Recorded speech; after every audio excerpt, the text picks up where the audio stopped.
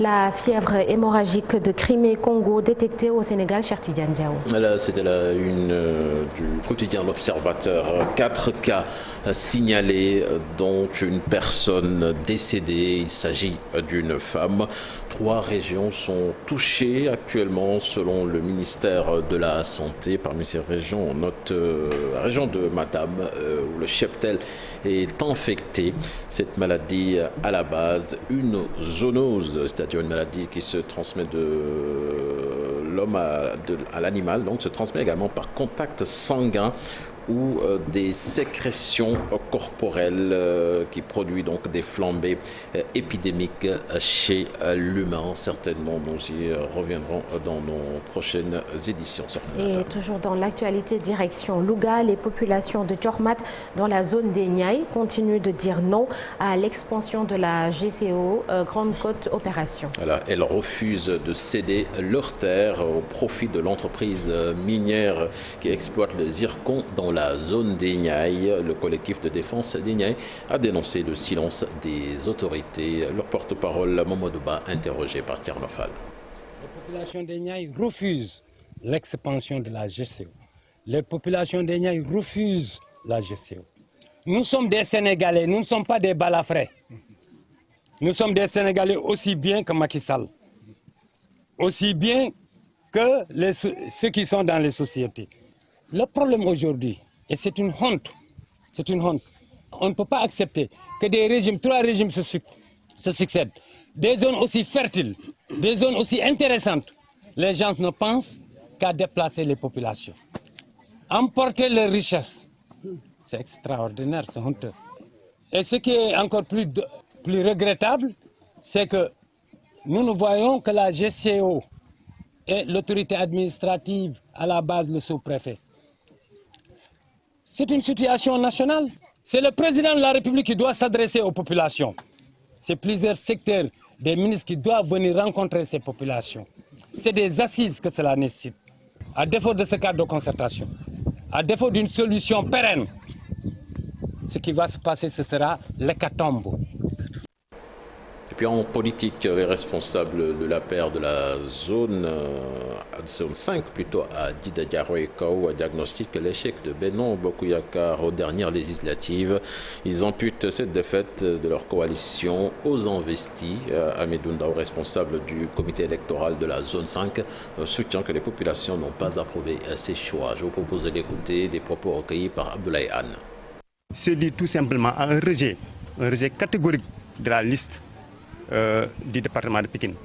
Je crois que quand vous voyez les 2 ex-maires du département de Pikine investis, je crois que là, je ne dirais pas qu'il y a une erreur, mais ça montre que Pikine, le département de Pikine, c'est un département qui est cohérent. Les électeurs sont cohérents. Ils avaient dit à travers un vote qu'ils ne veulent plus de ces 2 maires-là. Si aujourd'hui on leur dit encore de choisir sur ces 2 maires-là, je crois que c'est normal qu'ils continuent de rejeter.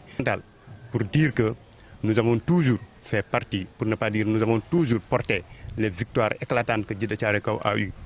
Aujourd'hui, nous sommes dans notre droit de dire que Djida Thiaroye Kao mérite beaucoup. Voilà, et puis retenez que les députés, les élus donc, de la coalition Benon Bokuyakar ont été reçus ce samedi par le chef de l'État. On en parle tout à l'heure, Nata, dans l'actu commenté. Oui, c'est ça, ce sera dans quelques minutes. Et puis cette information, on en parle depuis la semaine dernière.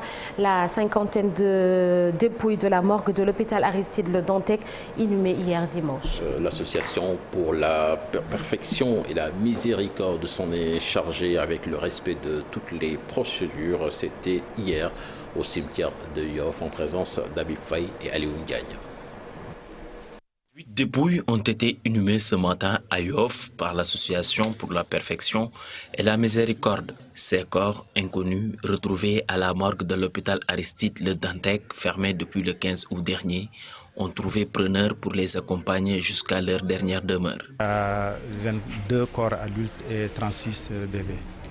Donc nous sommes à 10 ans d'activité. Nous avons démarré nos activités le 1er avril 2012 et nous sommes à 1209 corps enterrés. L'association dit respecter toutes les procédures pour assurer l'enterrement correct des corps. avec tous les moyens que nous avons, et nous avons l'expérience aussi de pouvoir faire ce travail-là, du moment que nous travaillons depuis 10 ans. Donc nous avons aussi les compétences et la volonté et le courage. Par contre, un problème de logistique se pose pour l'acheminement des corps. L'association lance un appel aux bonnes volontés de faire un geste. Ce que nous rencontrons généralement, c'est au niveau des moyens logistiques. Donc vous avez, aujourd'hui nous avons 58 corps, vous imaginez combien de corbillards nous avons besoin. C'est ça notre point, c'est ça le point le plus important, c'est-à-dire le moyen qui nous manque le plus, c'est en termes de corbillards. La prière mortuaire suivie de l'enterrement de ces 58 corps s'est effectuée ce matin au cimetière Bakia de Yoff devant plusieurs personnes. Et puis on en parlait tout à l'heure en début d'émission, le groupe Futur Média en deuil avec le décès du journaliste Jean-Pierre Manet des suites d'une longue maladie. Il était journaliste au quotidien L'Observateur. Donc condoléances donc à toute sa famille, au groupe Futur Média et à L'Observateur. Nous parlons sport à présent avec du foot, la première ligue anglaise, la troisième journée qui a vécu ce week-end. Salton pour les Lions de Chelsea, battu 3-0 par Leeds. Edouard Mendy qui se trouve complètement pour l'ouverture du score de Leeds.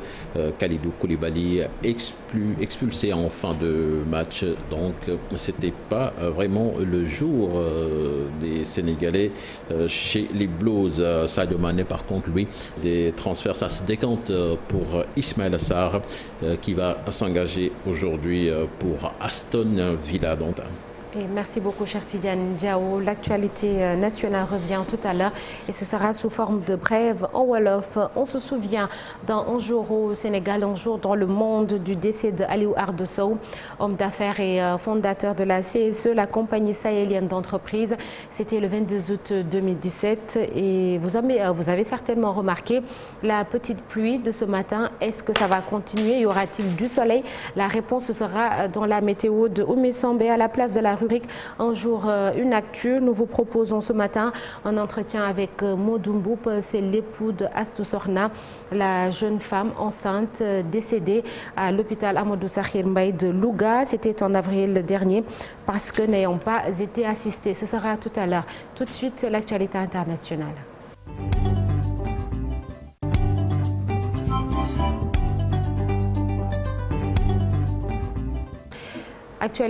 L'actualité hors de chez nous, direction le Mali, un nouveau Premier ministre a été nommé. Il s'appelle Abdoulaye Maïga, cher Tidiane.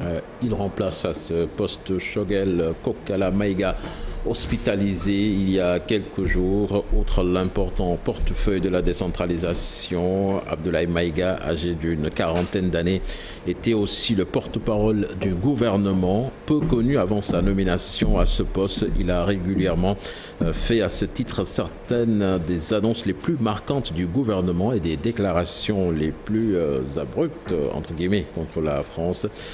Rappelons-le, il avait ainsi exigé fin juillet dernier du président Emmanuel Macron qu'il quitte définitivement sa posture néocoloniale, paternaliste et condescendante. Direction la Somalie avec le bilan qui s'alourdit après une attaque des islamistes Shebab contre un hôtel de la capitale Mogadiscio. Le ministère de la Santé a annoncé ce dimanche 21 août qu'au moins 21 personnes ont été tuées et 117 blessées dans l'attaque de l'hôtel Hayat. L'attaque donc a pris fin samedi soir après 30 heures de combat entre les Shebab et les forces de sécurité somaliennes. C'est du jamais vu pour Mogadiscio, bien que la capitale somalienne soit habituée aux incursions des Shebab. Le siège de l'hôtel Hayat est terminé, mais des opérations de ratissage se poursuivent. Le but est notamment de sécuriser la zone autour de l'établissement dont une bonne partie est détruite. La recherche d'explosifs se poursuit car selon un militaire cité par l'agence Reuters, ils ont été éparpillés dans l'hôtel, notamment dans des sacs en plastique. Toujours à propos de l'actualité internationale en Russie, Daria Dugina a été tuée dans l'explosion de sa voiture samedi. C'est la fille d'un proche de Vladimir Poutine, donc alors qu'elle circulait dans la région de Moscou. Selon des proches de la famille cités par les agences de presse, c'est son père, intellectuel et écrivain ultranationaliste Alexandre Dugin, qui était visé par l'explosion. Une enquête a été ouverte. Daria Dugina, journaliste et politologue, était au volant d'une Toyota au moment où celle-ci a explosé avant de prendre feu sur une autoroute du côté de l'Ukraine.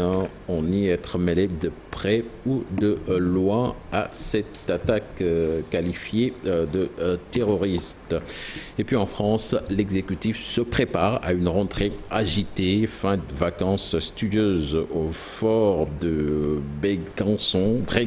Emmanuel Macron donc qui se prépare à une rentrée agitée avec des Français rattrapés par les conséquences économiques de la guerre en Ukraine et une opposition en embuscade. Le président Macron qui sera confronté à cette opposition parlementaire qui risque de faire feu de tout bois selon les analystes de la politique française.